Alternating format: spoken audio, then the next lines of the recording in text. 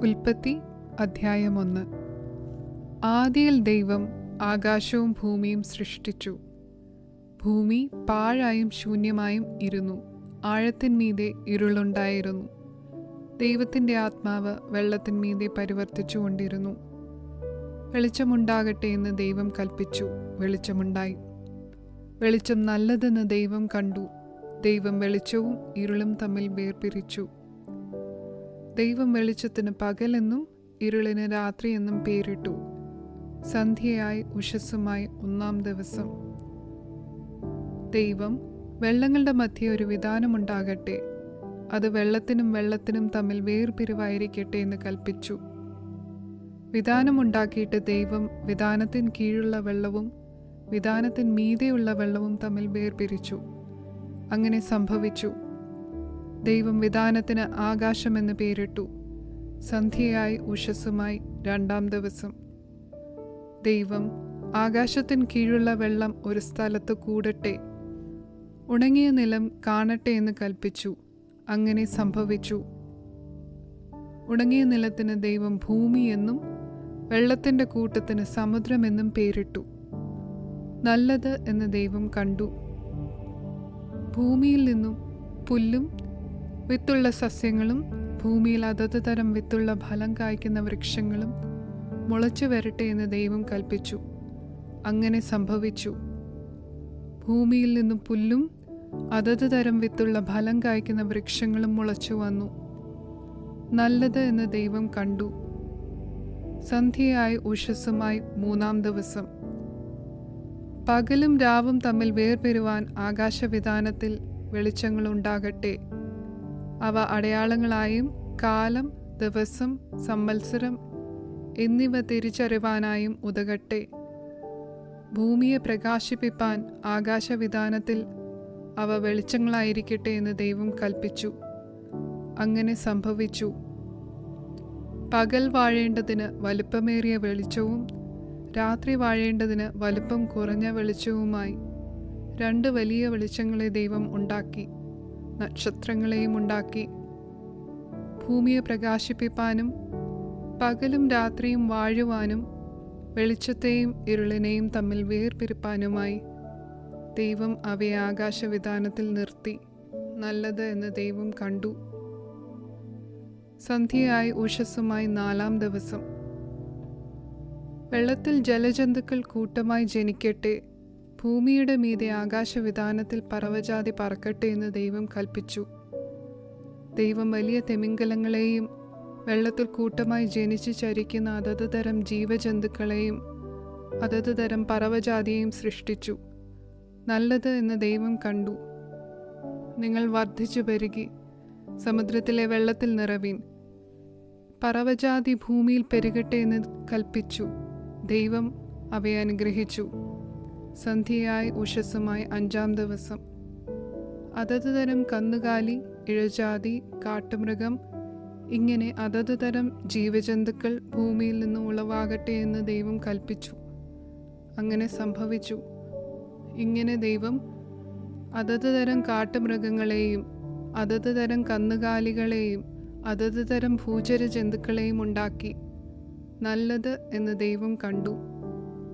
അനന്തരം ദൈവം, നാം നമ്മുടെ സ്വരൂപത്തിൽ നമ്മുടെ സാദൃശ്യപ്രകാരം മനുഷ്യനെ ഉണ്ടാക്കുക. അവർ സമുദ്രത്തിലുള്ള മത്സ്യത്തിന്മേലും ആകാശത്തിലുള്ള പറവജാതിയിന്മേലും മൃഗങ്ങളിന്മേലും സർവ്വഭൂമിയിന്മേലും ഭൂമിയിൽ എഴിയുന്ന എല്ലാ ഇഴജാതിയിന്മേലും വാഴട്ടെ എന്ന് കൽപ്പിച്ചു. ഇങ്ങനെ ദൈവം തൻ്റെ സ്വരൂപത്തിൽ മനുഷ്യനെ സൃഷ്ടിച്ചു. ദൈവത്തിൻ്റെ സ്വരൂപത്തിൽ അവനെ സൃഷ്ടിച്ചു. ആണും പെണ്ണുമായി അവരെ സൃഷ്ടിച്ചു. ദൈവം അവരെ അനുഗ്രഹിച്ചു. നിങ്ങൾ സന്താനപുഷ്ടിയുള്ളവരായി പെരുകി ഭൂമിയിൽ നിറഞ്ഞു അതിനെ അടക്കി സമുദ്രത്തിലെ മത്സ്യത്തിന്മേലും ആകാശത്തിലെ പറവജാതിയിന്മേലും സകല ഭൂചര ജന്തുവിന്മേലും വാഴുവീൻ എന്നവരോട് കൽപ്പിച്ചു. ഭൂമിയിലെങ്ങും വിത്തുള്ള സസ്യങ്ങളും വൃക്ഷത്തിൻ്റെ വിത്തുള്ള ഫലം കായ്ക്കുന്ന സകല വൃക്ഷങ്ങളും ഇതാ ഞാൻ നിങ്ങൾക്ക് തന്നിരിക്കുന്നു. അവ നിങ്ങൾക്ക് ആഹാരമായിരിക്കട്ടെ. ഭൂമിയിലെ സകല മൃഗങ്ങൾക്കും ആകാശത്തിലെ എല്ലാ പറവകൾക്കും ഭൂമിയിൽ ചരിക്കുന്ന സകല ഭൂചര ജന്തുക്കൾക്കും ആഹാരമായിട്ട് പച്ചസസ്യമൊക്കെയും ഞാൻ കൊടുത്തിരിക്കുന്നുവെന്ന് ദൈവം കൽപ്പിച്ചു. അങ്ങനെ സംഭവിച്ചു. താൻ ഉണ്ടാക്കിയതിനെ ഒക്കെയും ദൈവം നോക്കി, അതെത്രയും നല്ലതെന്ന് കണ്ടു. സന്ധ്യയായി ഉഷസ്സുമായി 6-ാം ദിവസം.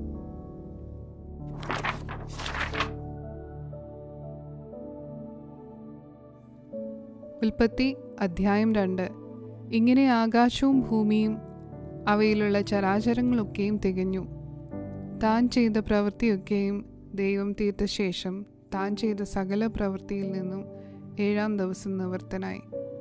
താൻ സൃഷ്ടിച്ചുണ്ടാക്കിയ സകല പ്രവൃത്തിയിൽ നിന്നും അന്ന് നിവൃത്തനായതുകൊണ്ട് ദൈവം 7-ാം ദിവസത്തെ അനുഗ്രഹിച്ച് ശുദ്ധീകരിച്ചു. യഹോവയായ ദൈവം ഭൂമിയും ആകാശവും സൃഷ്ടിച്ച നാളിൽ ആകാശവും ഭൂമിയും സൃഷ്ടിച്ചതിൻ്റെ ഉൽപ്പത്തി വിവരം.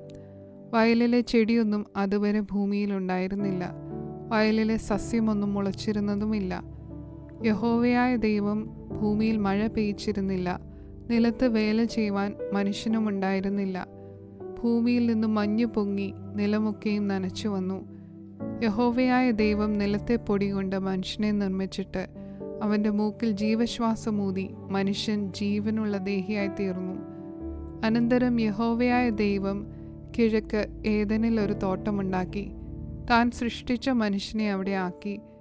കാൺമാൻ ഭംഗിയുള്ളതും തിന്മാൻ നല്ല ഫലമുള്ളതുമായ ഓരോ വൃക്ഷങ്ങളും തോട്ടത്തിൻ്റെ നടുവിൽ ജീവവൃക്ഷവും നന്മതിന്മകളെക്കുറിച്ചുള്ള അറിവിൻ്റെ വൃക്ഷവും യഹോവയായ ദൈവം നിലത്ത് നിന്ന് മുളപ്പിച്ചു.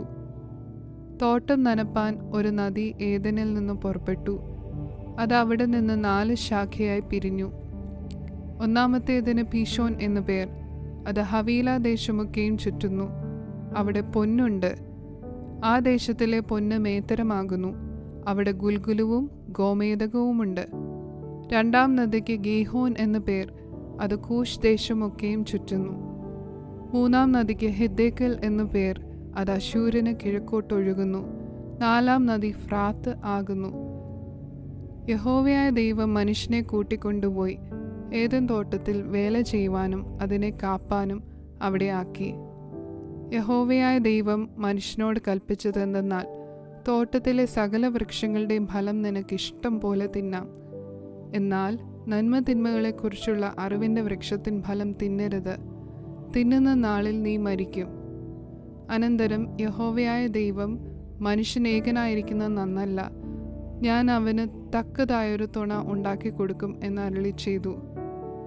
യഹോവയായ ദൈവം ഭൂമിയിലെ സകല മൃഗങ്ങളെയും ആകാശത്തിലെ എല്ലാ പറവകളെയും നിലത്തുനിന്ന് നിർമ്മിച്ചിട്ട് മനുഷ്യൻ അവയ്ക്ക് എന്ത് പേരിടുമെന്ന് കാണുവാൻ അവൻ്റെ മുൻപിൽ വരുത്തി.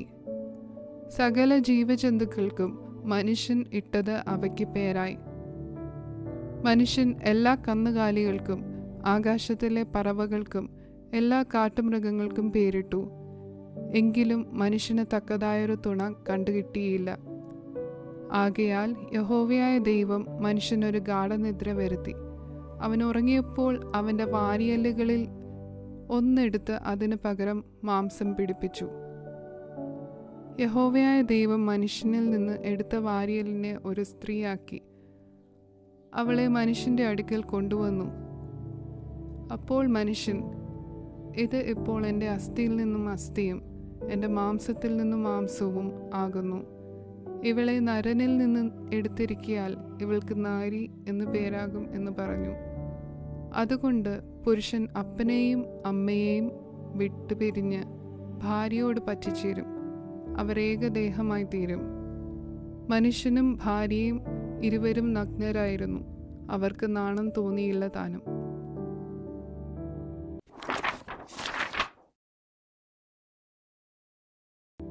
ഉൽപ്പത്തി അധ്യായം 3. യഹോവയായ ദൈവം ഉണ്ടാക്കിയ എല്ലാ കാട്ടുജന്തുക്കളെക്കാളും പാമ്പ് കൗശലമേറിയതായിരുന്നു. അത് സ്ത്രീയോട്, തോട്ടത്തിലെ യാതൊരു വൃക്ഷത്തിൻ്റെ ഫലവും നിങ്ങൾ തിന്നരുതെന്ന് ദൈവം വാസ്തവമായി കൽപ്പിച്ചിട്ടുണ്ടോ എന്ന് ചോദിച്ചു. സ്ത്രീ പാമ്പിനോട്, തോട്ടത്തിലെ വൃക്ഷങ്ങളുടെ ഫലം ഞങ്ങൾക്ക് തിന്നാം, എന്നാൽ നിങ്ങൾ മരിക്കാതിരിക്കേണ്ടതിന് തോട്ടത്തിൻ്റെ നടുവിലുള്ള വൃക്ഷത്തിൻ്റെ ഫലം തിന്നരുത്, തൊടുകയും അരുത് എന്ന് ദൈവം കൽപ്പിച്ചിട്ടുണ്ടെന്ന് പറഞ്ഞു. പാമ്പ് സ്ത്രീയോട്, നിങ്ങൾ മരിക്കുകയില്ല നിശ്ചയം. അത് തിന്നുന്ന നാളിൽ നിങ്ങളുടെ കണ്ണ് തുറക്കുകയും നിങ്ങൾ നന്മ തിന്മകളെ അറിയുന്നവരായി ദൈവത്തെപ്പോലെ ആകുകയും ചെയ്യും എന്ന് ദൈവം അറിയുന്നു എന്ന് പറഞ്ഞു. ആ വൃക്ഷഫലം തിന്മാൻ നല്ലതും കാൺമാൻ ഭംഗിയുള്ളതും ജ്ഞാനം പ്രാപിപ്പാൻ കാമ്യവും എന്ന് സ്ത്രീ കണ്ടു. ഫലം പറിച്ചു തിന്നു ഭർത്താവിനും കൊടുത്തു. അവനും തിന്നു. ഉടനെ ഇരുവരുടെയും കണ്ണു തുറന്നു തങ്ങൾ നഗ്നരെന്ന് അറിഞ്ഞു. അത്തിയില കൂട്ടിത്തുന്നി തങ്ങൾക്ക് അരയാടയുണ്ടാക്കി. വെയിലാറിയപ്പോൾ യഹോവയായ ദൈവം തോട്ടത്തിൽ നടക്കുന്ന ഒച്ച അവർ കേട്ടു. മനുഷ്യനും ഭാര്യയും യഹോവയായ ദൈവം തങ്ങളെ കാണാതിരിപ്പാൻ തോട്ടത്തിലെ വൃക്ഷങ്ങളുടെ ഇടയിൽ ഒളിച്ചു. യഹോവയായ ദൈവം മനുഷ്യനെ വിളിച്ചു. നീ എവിടെയെന്ന് ചോദിച്ചു.